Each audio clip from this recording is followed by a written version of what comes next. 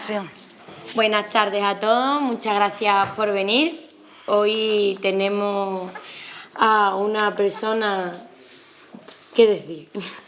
Tenemos a Aurora Ponferrada hoy aquí con nosotros, una persona que hoy desde la delegación de la Red de Biblioteca tenemos la gran oportunidad de agradecerle toda la colaboración, todo el esfuerzo y todo el cariño que nos pone en cada actividad, en cada día, en cada letra, en todo lo que hace, porque siempre nos tiende la mano para estar aquí colaborando, ayudándonos, y desde luego que desde la Red de Biblioteca pues no podemos dejar de pasar este momento. Y nos da una tremenda alegría veros hoy todos aquí para arropar, para ver, para lanzar por primera vez este libro de Aurora Ponferrada, Amarga caña de azúcar, si corrígeme.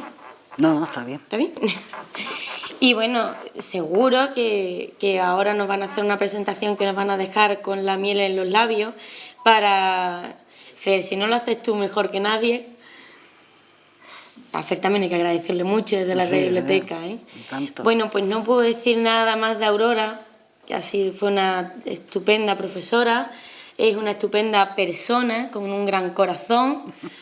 Seguro que seguirá así por el resto del tiempo que pueda, tendiéndonos la mano, y por lo menos mientras esté yo no voy a parar de contar con ustedes dos, sobre todo contigo y contigo, que son personas como tantas que hacen que la labor de la biblioteca pues llegue a todos.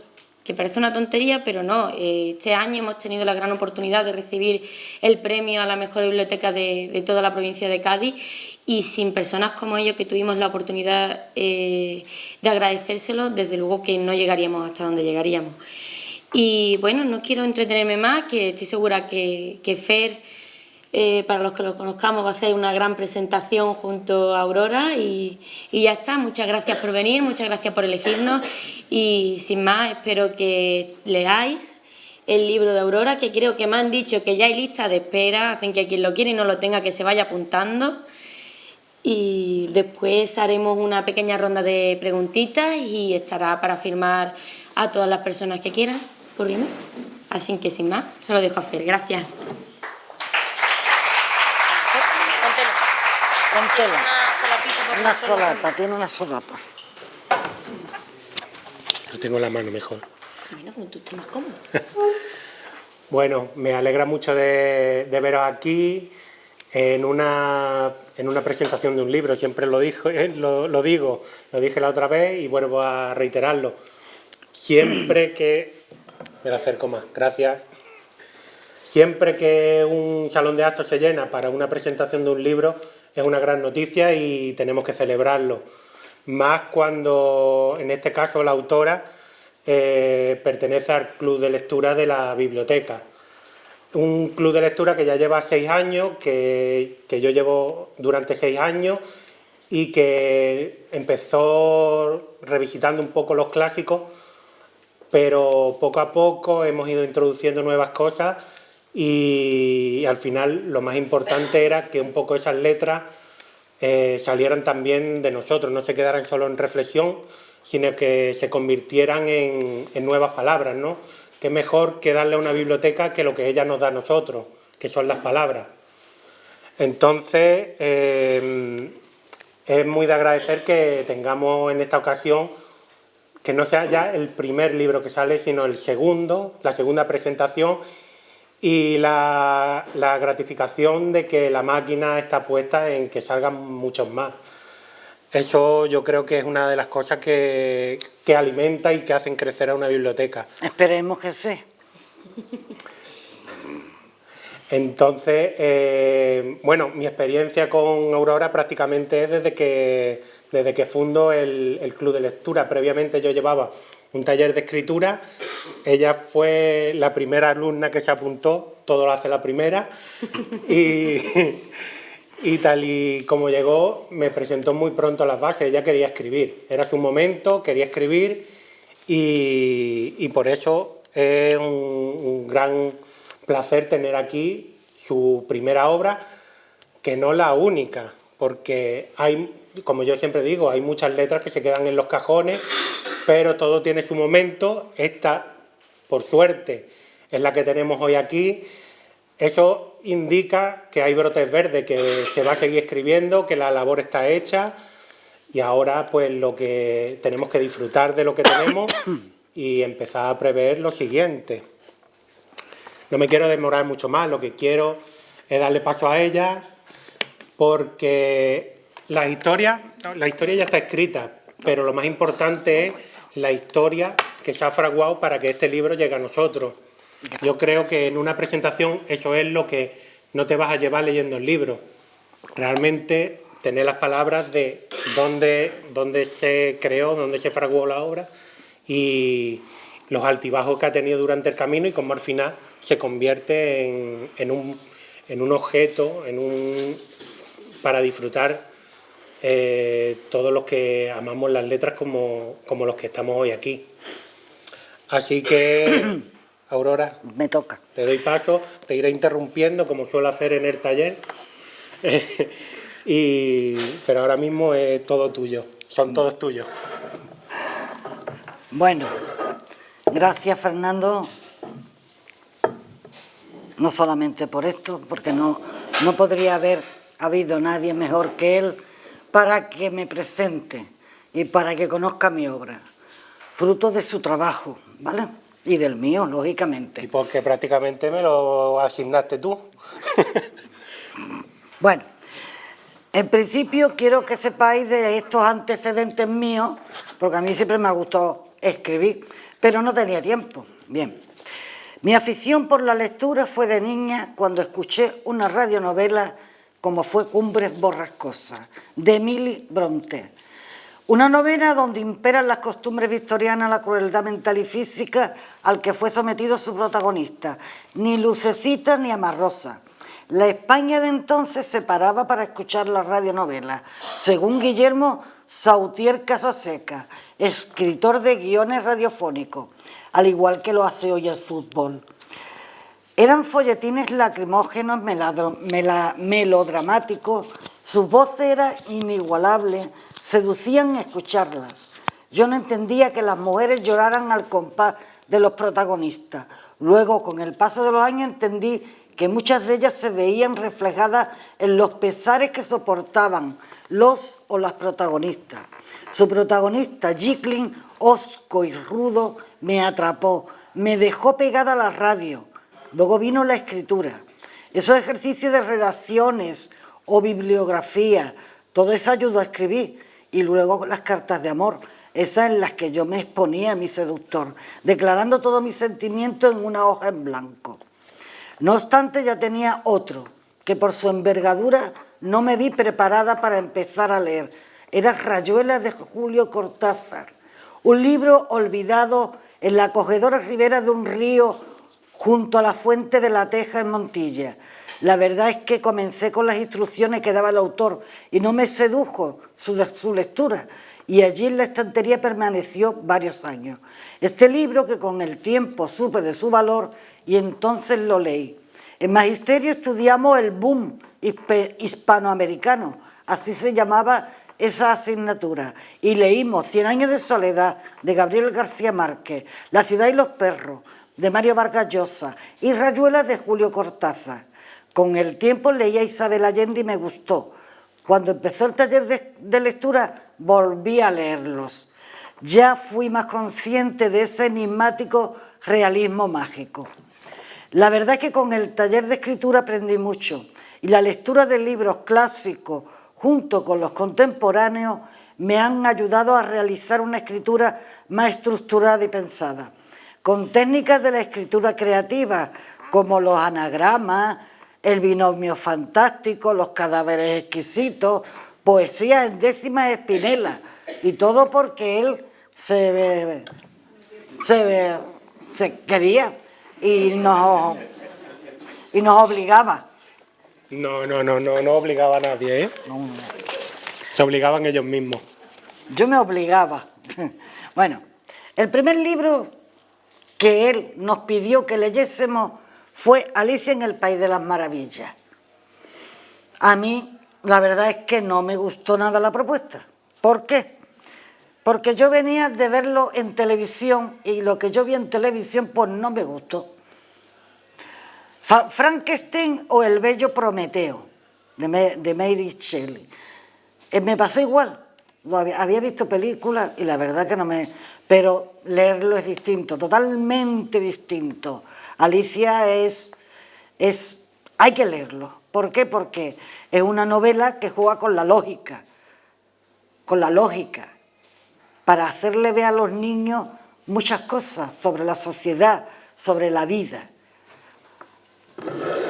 Todo hay que decir que yo empecé con esos libros, una cosa porque eran clásicos y porque la biblioteca había hecho unos posavasos, no sé si los recordáis, con corazones que tenían un QR para obras clásicas. Entonces yo tenía ahí mi selección, una maravillosa selección, y entonces era lo que le tocaba en aquel momento. Ya después hemos abierto fronteras. Pero, que esa revisión de los clásicos nos ha aportado muchísimas cosas. Hombre, está claro que no es lo mismo ver la película que yo vi de Frankenstein a leer la novela, no es igual. O sobre todo porque la película que yo vi era muy mala, malísima. Madame Bovary, de Flaubert, Orgullo y prejuicio, El viejo y el mar, de Hemingway, El cuervo, el poema del cuervo, de Allan Poe, Cañas y barro, de Vicente Blasco Ibáñez, Brooklyn Folly, de Paul Auster, La vieja sirena, con este me encanta, a mí este me encantó. La vieja sirena de José Luis San Pedro. Todos no iban a ser malos. No, pero que a mí me sedujo este libro. Sí. El extraño caso del doctor Jekyll y Mr. Hyde. 100 años de soledad y el amor en tiempos del cólera. Es decir, que lo he vuelto a leer. El infinito en un junco. Muy importante. Importante el libro, importantísimo para mí. Estupendo. La península de las casas vacías, de David Uclés, que estuvo... Afortunadamente la biblioteca lo trajo hace poquito. Fue un descubrimiento, la verdad, tener al autor aquí y un privilegio, desde luego. Y el último, no es aquí falta el libro, Pedro Páramo, de Juan Rulfo. Este me ha costado un poquito tragarlo, la verdad. Lo tendré que volver a leer. Es decir... Pero vámonos a tu libro. Bueno. Que eso está muy bien, pero la literatura sigue. Sigue, bueno. A mí, ¿cómo me surge a mí este libro? Él nos manda a realizar un relato sobre viajes. Y yo, en ese momento, a mí la música me anda muchas veces en la cabeza. En ese momento se me ocurre, me toca, me suena... Hawái, Bombay es un paraíso, de Mecano, como todos sabréis. Bueno, pues yo me puse a investigar. Y hice 2 relatos, uno de Mumbai y otro de Hawái. En el de Hawái empecé y encontré algo que yo ni tenía idea, ni yo sabía. Un artículo en el que un señor, profesor de una universidad de California, había venido a España con descendientes de los que emigraron a principios de siglo. Imágenes, se ven imágenes. Luego me encuentro con un libro de los años 60 que habla precisamente de todo este barullo, de la emigración, lo que supuso la emigración, las personas que se fueron 8.000 personas a Hawái, que no estamos hablando ni de 200 ni 300, 8.000 y sobre todo andaluces. No estamos hablando de un barco, estamos hablando de 4 barcos. El primero salió de Málaga, el resto salió de Gibraltar. Y entonces, pues, aquello me fue dando fuelle. También encuentro a un escritor de Málaga en un reportaje, eso está en YouTube, que había ido a un pueblecito de la serranía y había visto una casa que ponía casas de la memoria, pero no de la memoria histórica que ahora tenemos, no. Y entró y se dio cuenta que lo que allí había eran retratos de todos los que fueron a Hawái. Entonces este hombre empezó a investigar, bueno, pues yo también lo hice, y así pues les di forma a esa emigración. Yo no quería hacer una crónica de un viaje. Eso te iba a preguntar. A mí lo que me llama la atención del libro es la estructura que ha utilizado. Muchas veces empezamos a escribir una historia y pecamos de querer contarla entera. Entonces, lo primero que me llama la atención de la estructura es que realmente toma una manera de contarla dosificando la información y creando una estructura realmente diferente. Entonces, cuéntanos un poquito sobre esa estructura. Bueno, pues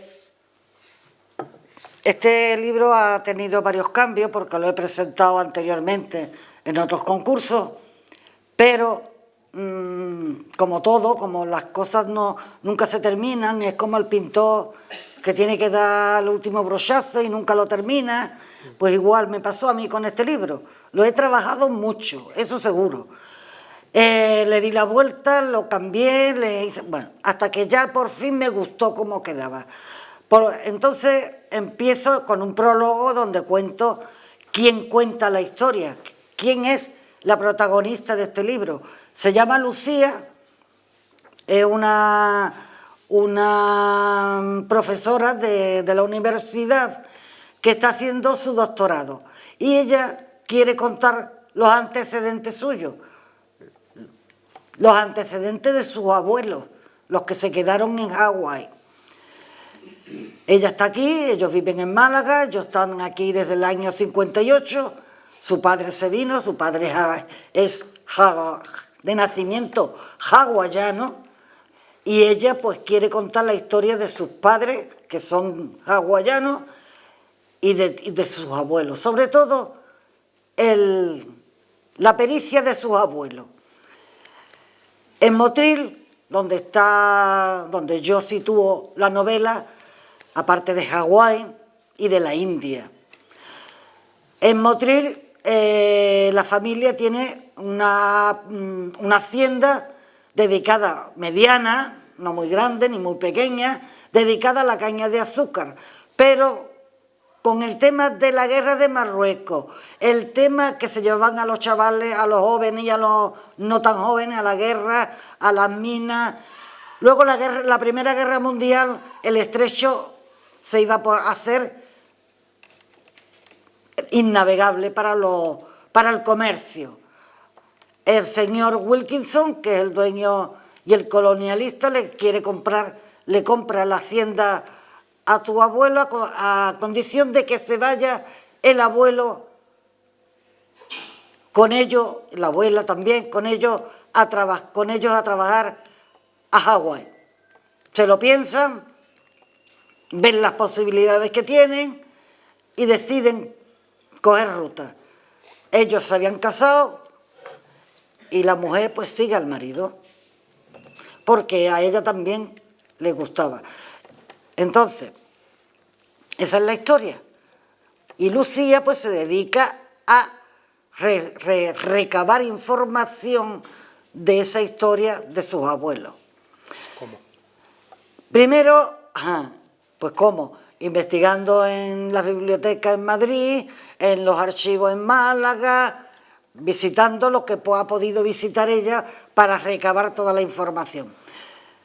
Pero la estructura del libro, que a lo que tú te refieres, está hecha primero con... Ahora lo diré si no me acuerdo. ¿A través de cartas? No, bueno, eso también. ¿Género epistolar? El género epistolar es muy importante en aquella época, porque no había otra forma de hacerlo. Entonces Carmen le escribe a su familia en Motril, la familia de Motril le escribe a Carmen, pero yo tengo aquí las cartas de Carmen. Y algunos retazos también de un libro que su abuelo había dejado olvidado, en la finca y que alguien lo encontró y se lo dio a sus hermanos. Bueno, es decir, que estas personas tenían una necesidad imperiosa de contar su vida, de contar sus acontecimientos y de decirle a la gente cómo iban y lo que hacían. Lo que hacían era trabajar, trabajar y trabajar. Vamos a ver. Si se van a la caña es para trabajar, no se va para otra cosa. Entonces, lo que yo te quería eran las reflexiones. Yo empiezo el libro con el prólogo, luego las reflexiones que su abuela Carmen había realizado cuando ya se retiró, cuando ya era mayor, con 60 años ya se consideraba ella una mujer vieja en aquellos tiempos. Estamos hablando de los años la primera veintena del siglo XX, ¿eh? Entonces, esto se desarrolla sobre todo a través del año 12, que es cuando ellos se van para Hawái y que se van no en los barcos que se fueron, los demás no, se fueron con el colonialista, con el capitalista, se fueron hacia la India y en la India tuvo que estar 2 años este hombre para aprender a llevar una empresa, una gran empresa. Estuvieron 2 años en la India y luego se marcharon a Hawái. Allí se hicieron cargo de la empresa, allí tuvieron los hijos y la historia es esa. La historia de Lucía, que quiere contar la trayectoria y el porqué de esa emigración hacia Hawái. 8.000 españoles, sobre todo andaluces, de Salamanca y de Alicante y Extremadura. Esos fueron hacia Hawái. Y ahora yo ya no voy a contar el final, ¿eh? ¿No? Quiero leeros algo, quiero leeros cositas de las cosas que yo he sobresalido. Bueno.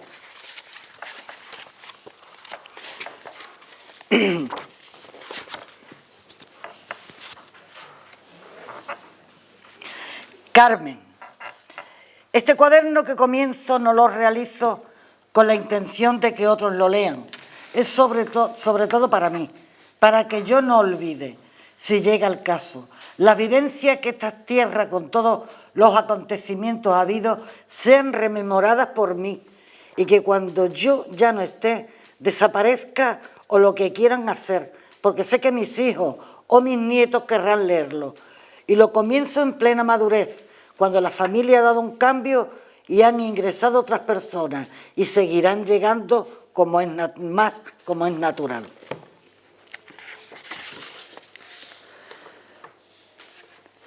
En tiempos de calma me iba con mis nietos a recorrer nuestro cerro, desde donde contemplar el paisaje, y otras veces los montaba en mi coche y nos hacíamos nuestro viaje cerca de la costa.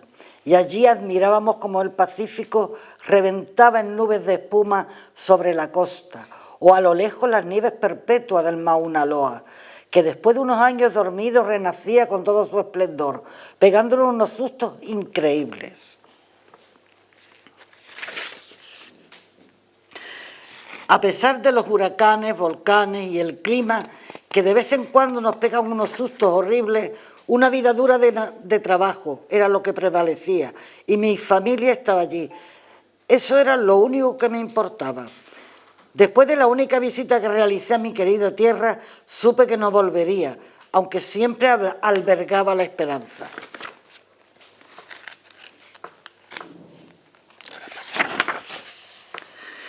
Recuerdo aquellas tardes, ya en nuestra madurez, nuestras visitas a la loma desde la que veíamos todo el paisaje, cuando ya el sol se iba ocultando, pero era de tal belleza que nos emocionó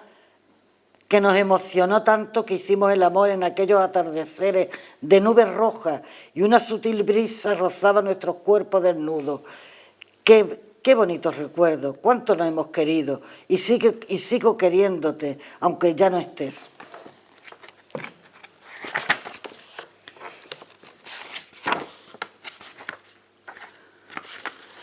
Os voy a leer la primera carta que escribe Carmen cuando ya estaban de camino. Querida madre y hermanos, espero que a la llegada de esta carta os encontréis bien. Nosotros estamos parados en Turquía. Después de salir de Málaga, nos dirigimos a Marsella. Recogimos pasajeros europeos y desde allí fuimos a Estambul, en Turquía. Madre, que te enseñe Sebastián con sus libros dónde estamos.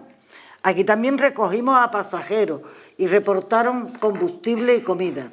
Tenemos que pasar la cuarentena porque ha habido un brote de viruela surgido en uno de los pasajeros que se han subido. Menos mal que se dieron cuenta, pero ya hay algunos contagiados a los que han desembarcado.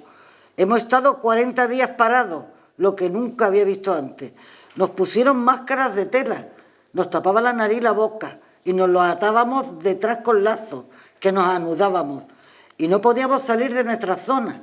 Así, cuando recibíamos a los camareros que nos traían la comida, nos la teníamos que poner, o si salíamos al pasillo del barco. Una situación insólita, así decían que no nos contagiábamos, pero no supimos más, todo muy en secreto. Nuestro camarote estaba junto al del señor Wilkinson, y según nuestra zona no había sido infectada, porque vamos en primera clase. Y aquí tenemos personal especial que no se comunica con las demás clases, ya sabéis, pero nada de precaución, pero toda precaución era poca. Todos llevábamos las máscaras que debíamos lavar cada día y para ello dispusimos de un desinfectante que nos proporcionaba la naviera. Yo se la lavaba al señor Wilkinson también. Según me enteré después, el desinfectante solo lo teníamos los de primera clase. ¿Cómo se la apañarían los demás? Pobre gente, qué injusticia. Desde que recalamos en Estambul no pudimos movernos de nuestra zona. Me hubiera gustado visitar la ciudad, pero no pudo ser. Durante ese tiempo, Pedro y el señor Wilkinson se dedicaron a trabajar y yo en las horas que pasábamos juntos le enseñaba inglés a Pedro. Durante el tiempo que duró la cuarentena pude coserme 2 vestidos con las telas que llevaba. Traje los patrones y me puse a ellos según las indicaciones. Hice que me subieran mi máquina de coser, que estaba en el compartimento de carga con el equipaje. Y en mi habitación Pedro me colocó mi sigma. Menos mal, madre, que usted me obligó a aprender. Usted mejor que nadie sabía que algún día me haría falta. Si no, yo no hubiese sido capaz. Ya sabe usted lo testaruda que soy. Y allí como pude terminé mis 2 trajes. Extendía la tela en la cama, encima le ponía el patrón que nos dio la costurera, que ya sabe usted que se empeñó en ello, menos mal, y dibujaba las siluetas y poco a poco iba cortando con mucho cuidado.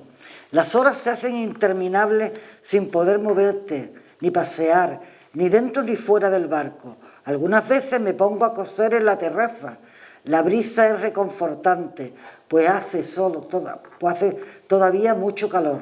El mar es tremendo, cuando está revuelto las olas son increíbles y mueve todo el barco. ¡Qué fuerza tiene el agua! Supongo que allí también hace calor, ya que estamos en la misma zona del planeta. Eso te lo explicará Sebastián. Aquí se ve mucho bullicio en la ciudad, muchos barcos que atraviesan el estrecho del Bósforo, que es como se llama. Madre sabrá que la echo mucho de menos, y a mis hermanos también, pero tengo conmigo a mi Pedro, que es un encanto. Me ha tratado con mucha delicadeza, lo que usted ya sabe, madre. No deja que haga nada, ya ves, aquí, en una habitación que puedo hacer para hacerme daño. Él se encarga de montar la máquina en la terraza cuando el tiempo acompaña, y así yo puedo coser. Se tira toda la mañana con el señor Wilkinson y se va poniendo al día. Me paso muchas horas sola, pero en cuanto llega Pedro, comemos, cenamos y él ya no me deja de abrazarme y besarme. Otras veces nos tomamos el té con el señor Wilkinson. Me siento muy dichosa. Cuando lleguemos a la India le escribiré, porque antes de continuar debemos pasar un tiempo allí. Muchos besos y abrazos para todos y a usted, madre. Cuídese mucho, su hija que la quiere, y Pedro también le manda saludos. Carmen. Primera carta. ¿Qué quiere? Que me deje Vale. explicarlo. Toma. Todos sabemos ya que a Aurora le encanta describir, escribir, hablar. Bueno, yo voy a compartir algunas pequeñas reflexiones que además dicen mucho de ellas en el libro. Por ejemplo, en una conversación hablando de estas cartas dice: sí, hija, en ellas encontrarás más información. Mi madre era muy detallista. Narraba cada detalle para su madre y hermanos para que lo supieran todo. Y si te has dado cuenta, se ha abierto un canal contando sus reflexiones. Eso tiene la escritura, que te hace libre a la hora de expresar los sentimientos. Así por estos escritos conocí a mi madre como mujer, así que tú sabrás cómo afrontarlo, confío en ti. ¿No? Me gusta mucho cómo hace esa reflexión sobre la misma escritura, ¿no? Escribir nos hace libres. Efectivamente. Más con este libro que nos lleva a viajar, ¿no? Nos hace mucho más libres. Voy a compartir otra más. Venga, toma. Me estoy acordando que usted a nosotros de pequeños nos contaba historias como si fueran canciones o adivinanzas. Así aprendíamos sin darnos cuenta. Estoy recordando los cuentos de Caperucita Roja o el de los 3 cerditos, que sin darnos cuenta nos enseñaban que no debíamos pararnos con ningún extraño. O cuando usted nos preguntaba qué casita queríamos nosotros y contestábamos que la de ladrillo. Y es que los buenos cimientos hacen que las personas puedan defenderse mejor. Aquí viene un poco esa parte también pedagógica de Aurora y además la reivindicativa, ¿no? Sí. Pues adelante, sigue con... La preparación es fundamental, eso lo sabemos todos. Segunda carta, ya no voy a leer más, ¿eh? Tendremos que pasar las preguntas, ¿no? Querida madre y hermanos, espero que a la llegada de esta misiva os encontréis bien. Nosotros ya hemos llegado a la India. Perdón, no he dicho. Mumbai, 5 de septiembre de 1912. Nosotros hemos llegado ya a la India. Estamos por ahora en Mumbai, o como lo llamamos nosotros, Bombay. Una vez pasada la cuarentena, nos dirigimos a Egipto. Menos mal que ya todo fue normal y pudimos pasear por las pasarelas. Evitábamos bajar a las clases inferiores.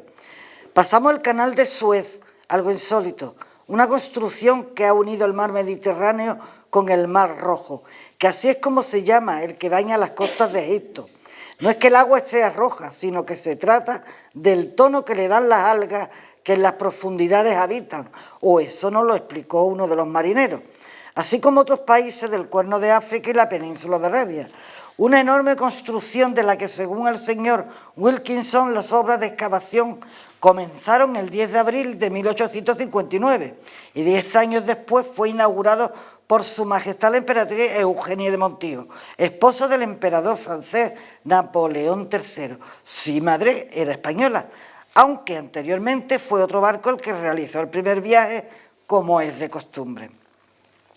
Según nos cuenta este señor, en su construcción a mano murieron más de 100.000 trabajadores de la zona.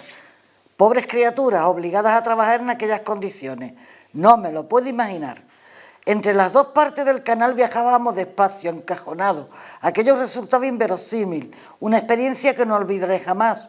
Una vez que salimos del Mar Rojo, la cosa cambió. El paisaje pasó de verde en una parte del trayecto a transformarse completamente.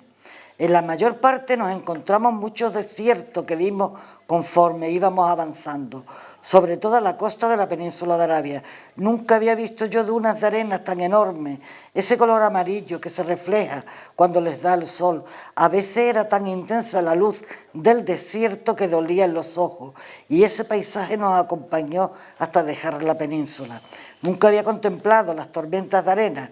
Madre, es algo inusual. En un momento se empieza a remolinar el viento con la arena que levanta y se crea una nube tan poderosa que arremete contra todo. Pudimos contemplar cómo las caravanas paraban su trayecto y se protegían de la tormenta. En algunas ocasiones la arena del desierto nos llegaba hasta el barco, arrastrada por el viento. Hasta llegar a la India todo fue océano, mar azul, otras veces verdoso, y así todo el viaje. Unas veces tranquila y otras el barco se movía mucho a causa del oleaje y las tormentas. Aquellos relámpagos tan intensos pude verlo en total plenitud. Usted recuerda que cuando éramos pequeños nos metía para dentro de la casa, no quería que ningún rayo nos hiciera daño. Esto lo hacía mi madre con nosotras. Agazapada detrás del cristal de mi ventanuco, lo pude contemplar en todo su esplendor. Aquella luz que por unos segundos iluminaba todo el mar, aquellos colores entre azules y amarillos, en que se tornaban las nubes cuando se desataba el rayo. No fui capaz de salir a mi terraza, el miedo me atontaba, pero Pedro sí se atrevió, aunque solo por un momento. En cuanto vio el segundo rayo cerca, se metió dentro del camarote. Menos mal que teníamos terraza, allí pasé casi todo el tiempo. Qué mal me sentó el viaje. Cada cierto tiempo me iba a vomitar al balcón, donde me pillaba, dentro de la habitación cuando no me daba tiempo de ir al baño. Como usted sabe, este fue mi primer viaje de novio, la primera vez que yo montaba en un barco, ni tan siquiera había cogido el tren en España, la primera vez que salía de mi tierra y la primera vez que pisaba un país extranjero. Yo estaba que no cabía en mí de poder tener esta aventura, de pasar por tantas experiencias inusitadas e impensables para mí. Cada vez que salía a la terraza y veía el mar, esa enormidad de agua por todas partes, no quería pensar en lo peor, pero a veces se me venía la idea y me ponía triste. Me acordaba de tantos marineros, de cómo han perdido la vida. Me acordaba de usted, madre. Si a mí me pasara algo, usted no tendría por dónde buscarme. Al final llegaba Pedro y él con sus abrazos me quitaba esa idea de la cabeza. De vez en cuando... ¿Quiere hablar? Veo a los delfines cuando nos acercamos a la costa y también hemos visto pasar numerosas ballenas. Da bastante impresión ver esos animales tan grandes y los saltos que dan con medio cuerpo fuera del agua. Los aletazos y la cola cuando la dejan caer en el agua. Es impresionante la cantidad de agua que mueven. Cerca de ellas es peligroso estar. Algunas miden tanto como los barcos y usted dirá, qué exagerada soy. Pero no, madre, es así. Según cuenta, la hay más grande aún, pero esas se dejan ver poco. Me acuerdo de mis hermanos, cómo me gustaría que las viesen. Son criaturas hermosas y enormes.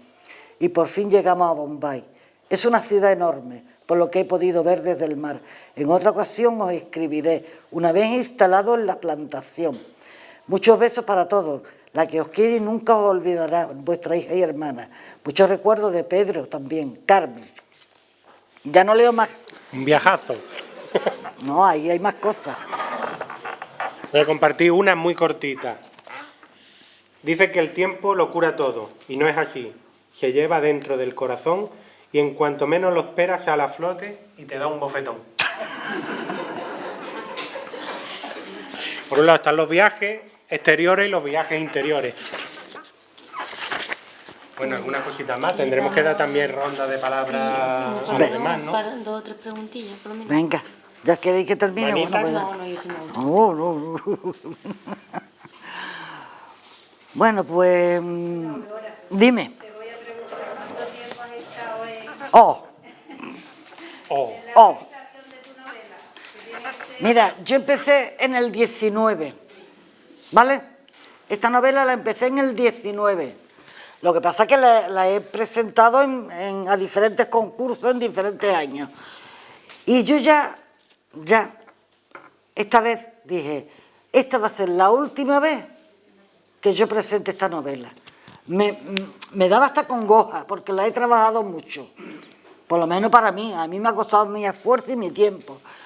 Y casualmente la mando al concurso que hay en Ceuta de poesía y narrativa. Vale, pues pasa el tiempo, yo no recibo nada, con lo cual quiere decir que yo no gano el premio, vale. Pero recibo una carta de la editorial que hace el concurso, porque lo hace una editorial que se llama Aván Editorial, que es precisamente de un ceutí, pero la editorial está en, ¿dónde diría? Madrid. En Madrid, en un pueblo de Madrid. ¿Alcorcón? Alcorcón o algo así. Alcobenda. Alcobenda. Bueno, la cuestión es que me mandan una carta, pues una carta con mucha... Arganda. Con mucha floritura, de que estábamos bien, de que... Lo que le importaba era que el tema era totalmente desconocido. el tema de la inmigración de 8.000 personas a Hawái. Eso era lo que realmente les interesó a ellos. ¿Me entiendes? Y yo aproveché esta oportunidad. Es una coedición, es decir, que yo me he pagado mi corrector. Que no es que la editorial ha dicho, bueno, la editorial me propuso con sus condiciones y yo vi que era una oportunidad y la aproveché. Así fue todo. Ahora, después he tenido que trabajar en el libro. Después he tenido que trabajar.